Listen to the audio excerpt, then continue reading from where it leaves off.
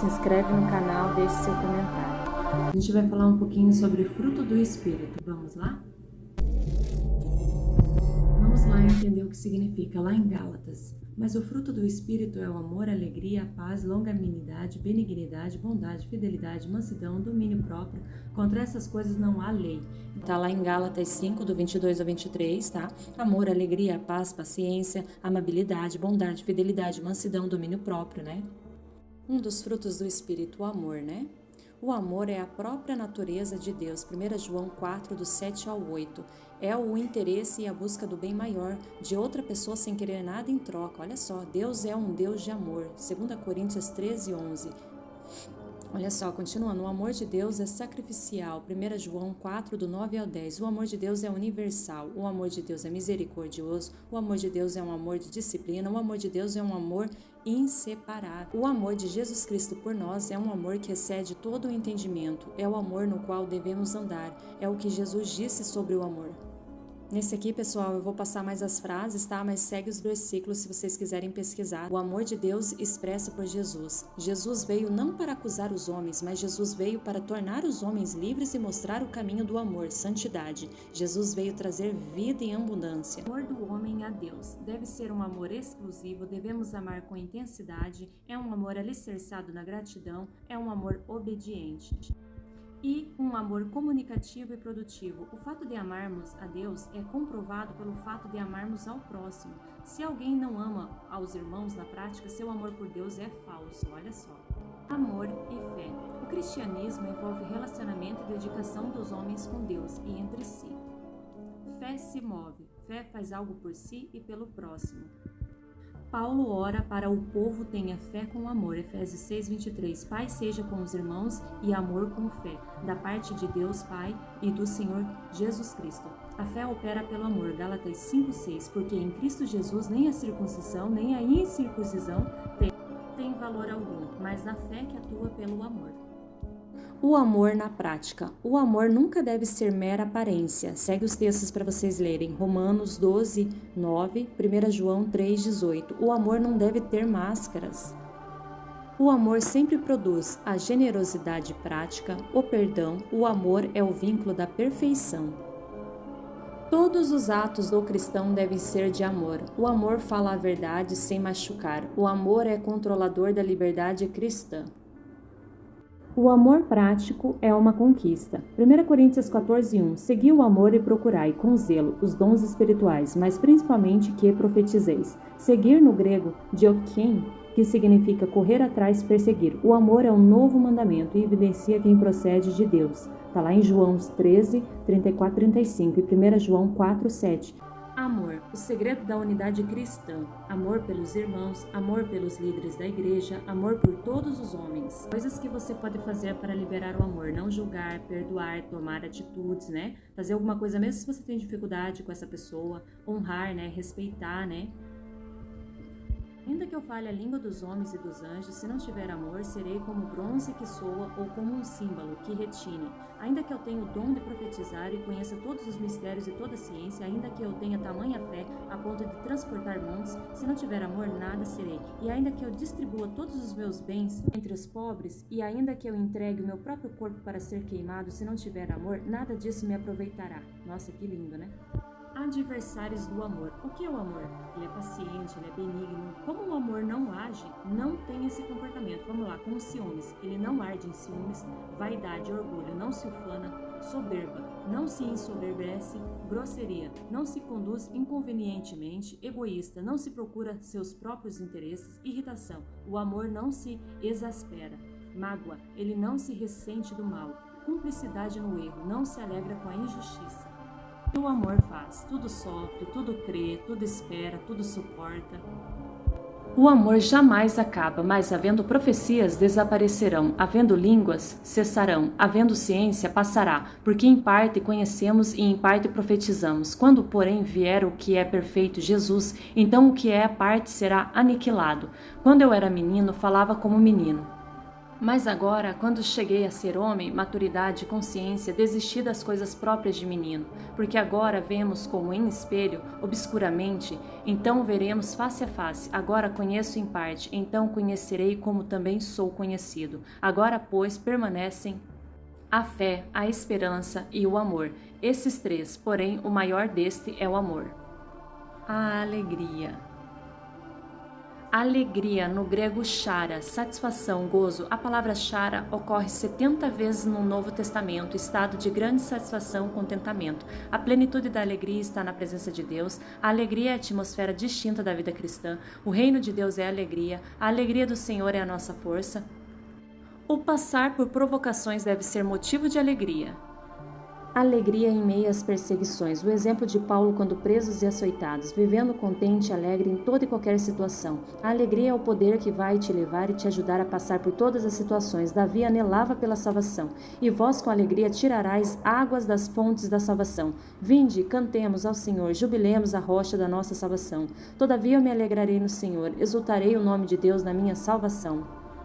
As alegrias do reino de Deus, a alegria do Evangelho. Nos pastores, quando Jesus nasceu, nos magos, quando viram a estrela, nas mulheres, manhã da ressurreição do Cristo, nos discípulos, ao reencontrar Jesus ressurreto, nos discípulos, quando Cristo foi elevado aos céus.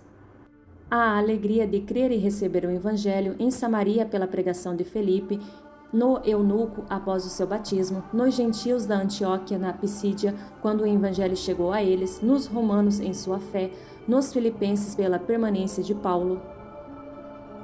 A alegria da obra e do testemunho cristão, ver Deus em ação, nos 70, ao verem que o nome de Jesus tem poder, no povo, ao ver as obras que Jesus realizava, em Barnabé, ao ver os gentios convertidos, nos irmãos, ao saber que a propagação do evangelho, em João, ao ver que seus filhos andavam na verdade, no pastor, quando a igreja anda em unidade. A paz. Está escrito, porque desde a antiguidade não se ouviu, nem com o ouvido se percebeu, nem com os olhos se viu. Deus além de ti, que trabalha por aqueles que nele esperam. Isaías 64:4. Paz, serenidade, tranquilidade. Deus é Deus de paz. Paz é o efeito da justiça de Deus em nós. A paz de Cristo não é circunstancial. Exemplo disso, Daniel na cova dos leões, Paulo na prisão, Jesus dormindo no barco. A paz é a certeza de que estamos seguros. A paz é uma bênção de Deus. Jesus nos disse coisas para que tenhamos paz. Usufruímos de paz quando a nossa mente fica firme no Senhor. A origem da paz no Novo Testamento. A paz provém da fé que confia em Deus simplesmente. A paz provém da fé que se transforma em obras. A paz provém da nossa confiança na oração de entrega. A paz provém de Jesus Cristo. A paz nos relacionamentos conjugais, dentro da igreja, entre os irmãos, entre o homem e Deus. A paz dos relacionamentos deve ser buscada. Somos guiados pela paz. Podem buscar lá Colossenses 3,15, tá? Como andar na paz de Deus? Devemos, portanto, não andar ansiosos a respeito de nada, absolutamente, fazer conhecidos a Deus por meio da oração e da súplica, os prováveis motivos da ansiedade que porventura surgirem, perseverar em ações de graça pela resposta da nossa oração, porque sabemos que Deus sempre nos ouve e cuida de nós, ocupar o nosso pensamento com a palavra de Deus e com tudo que é bom, para que não sejamos tentados a incredulidade de ficarmos ansiosos novamente. Não apenas saber, mas praticar essas coisas, porque assim Deus poderá se manifestar na resolução do problema enquanto você usufrui de paz. A consequência dessas ações sempre será: e a paz de Deus, que excede todo o entendimento, guardará o vosso coração e a vossa mente em Cristo Jesus. Paz, confiança plena em Deus. Paciência, longanimidade. Olha só, firmeza de ânimo, né? Perseverança, né? O amor é paciente. A longanimidade de Deus para com os homens, uma dádiva. A longanimidade de Deus para conduzir o homem à salvação. A longanimidade de Deus para com todos. A longanimidade de Jesus Cristo, exemplificada em Paulo. A longanimidade como recomendação ministerial. A longanimidade como um dever cristão, paciência para esperar a volta do Senhor, paciência em herdar a promessa, paciência para suportar os fracos na fé. paciência para sofrer injustiças, as vantagens de manifestar longanimidade, a longanimidade e a ira, o próprio Deus é tardio em irar-se. A ira santa, lá o exemplo é Jesus no templo, né? Neste caso, o recomendável é falar ou agir de modo que resulte no restabelecimento da justiça antes que o sol se ponha, isto é, não adiar a solução do problema para o outro dia. A ira pecaminosa, gerada por uma motivação egoísta, é o exemplo do Caim e do Abel. Ao passo de que Caim e de sua oferta não se agradou a Deus, irou-se, pois, sobremaneira Caim, e se descaiu-lhe o semblante. Disse Caim a Abel, seu irmão, vamos ao campo. Estando eles no campo, sucedeu que levantou a Caim contra Abel, seu irmão, e o matou.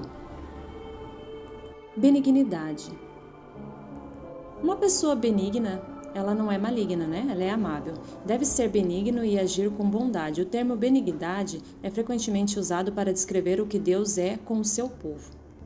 A benignidade de Deus para com o homem, ali em Salmo 103 e Mateus 5.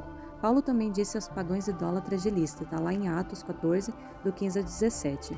Quão frequentemente as pessoas se esquecem de todas essas coisas que lhes são dadas por Deus benigna e graciosamente. Se assim é com respeito às coisas materiais, que quer dizer as espirituais? Veja lá em Tito. Veja o testamento das Escrituras a esse respeito. Benignidade, a demonstrada por Jesus, é conciliatória, está lá em 2 Coríntios 5,19. A benignidade deve ser demonstrada pelos filhos de Deus, está em Lucas 6,35. Deus nos atraiu assim, está lá em Jeremias 31,13. A benignidade é o que nos leva a perdoar, está lá em Efésios 4,32. Bondade. Bondade é a qualidade ou caráter de bom, é generosidade que brota de um coração benigno. Está em Efésios 5:9, porque o fruto da luz consiste de toda bondade, justiça e verdade. Deus é bom, Marcos 10:18, Salmos 106:1, Salmos 34:8. Tudo que Deus faz era muito bom, Gênesis 1:31. A terra está cheia de bondade de Deus, Salmo 33:5. A bondade age em favor do outro, Romanos 15:14. Alguns exemplos: José de Arimateia, homem justo e bom, Lucas 23, 50 e 53. Barnabé, homem bom, cheio do Espírito Santo e de fé, Atos 4, 36 a 37. A nossa bondade revela ao mundo o caráter do Pai, Mateus 5, do 13 ao 16. O homem bom fala coisas boas, Mateus 12, 34 e 35. Deus nos dá ampla suficiência em tudo para que sejamos generosos e abundantes em toda boa obra. Olha só, isso em 2 Coríntios 9, do 10 ao 11. Então, aqui continuando falando sobre a bondade, dá para vocês verem também ali em Romanos 12, do 17 ao 21, que está falando sobre a bondade, né? Fidelidade. Um antropólogo, numa tribo africana, reuniu algumas crianças e fez um propósito de que a primeira que chegasse em uma árvore onde tinha um cesto de frutas, ela ganharia. Só que as crianças se reuniram, chegaram juntas e receberam por igual, porque para elas não era justo. Olha só que linda essa imagem, que uma delas ficasse sem receber o fruto. Então isso realmente é fidelidade, né? A fidelidade de Deus para com os homens. Deus é fiel e sua palavra, aliança, né? A despeito da nossa fidelidade, ele permanece fiel. 2 Timóteo 12, do 11 ao 13 e Romanos 3, do 3 ao 4. Muito raro é encontrar um homem fidedigno. Provérbios 26. Exemplos está ali em Daniel 6, do 1 ao 4 e Moisés, Números 12, do 7 ao 8. Jesus, a maior expressão de fidelidade humana. Fiel a Deus. Fiel sumo sacerdote, fiel testemunha, fiel e verdadeiro. Segue aí os capítulos para vocês darem uma conferida. Jesus cumpriu todos os planos completamente, sendo fiel a Deus. Jesus, a maior expressão de fidelidade humana. E Jesus considerou como fidelidade o servo que foi nomeado mordomo e permaneceu fiel diante da presença e na ausência do seu Senhor. Está lá em Mateus 24, do 45 ao 47. O servo que recebeu uma missão e a cumpriu. Lucas 19, do 13 e 15 e 17, a fidelidade, um dever cristão. Fidelidade no ministério. 1 Timóteo 1, 12. Deus designa homens que considera fiéis para o ministério. 2 Timóteo 2, 2. Deus galardoa os fiéis. Mateus 25, 21. Provérbios 28, 20. A fidelidade nas finanças está lá em Lucas 16, do 10 ao 11. Mansidão. É a índole e o procedimento pacífico de quem é manso, brando, sereno, né? Precisa ter moderação, é associada à força e também à coragem. Então, assim, para não ser violento, né, gente, não ser agressivo, não brigar, não discutir por contendas, né? Moisés é o exemplo de mansidão no Antigo Testamento. Como você pode acompanhar ali em Números 12, 3, fala ali sobre Moisés, o quanto ele era manso e também um grande líder, né? A mansidão descrita em 1 Coríntios 13. A mansidão é a atitude certa de receber a palavra, Tiago 1:21. A mansidão deve ser manifestada pelo cristão, Tiago 3:13. A disciplina deve ser feita com mansidão, está lá em Gálatas 6:1. Deus ensina o caminho aos mansos, Salmo 25:9. O espírito manso é o adorno da esposa. 1 Pedro 3, do 3 ao 4. Mansidão na hora de testemunhar de Cristo, 1 Pedro 3:15. Domínio próprio. Quem não sabe se controlar é tão sem defesa como a cidade sem muralhas, está lá em Pedro 25:28. Isso é verdade. Temperança, né? Moderação, comedimento, temperamento, né? Domínio próprio, né? É na verdade autocontrole, né? Lá em Provérbios 16:32, melhor é o longânimo do que o herói da guerra, e o que domina o seu espírito do que aquele que tem uma cidade. Olha só. Homem com equilíbrio. Não se deixando dominar, mas dominando. Está lá em 1 Coríntios 6:12, 1 Coríntios 9, do 24 ao 27. O autocontrole em relação ao sexo. Está lá em 1 Coríntios 7, do 8 ao 9. O domínio próprio como qualificação ministerial.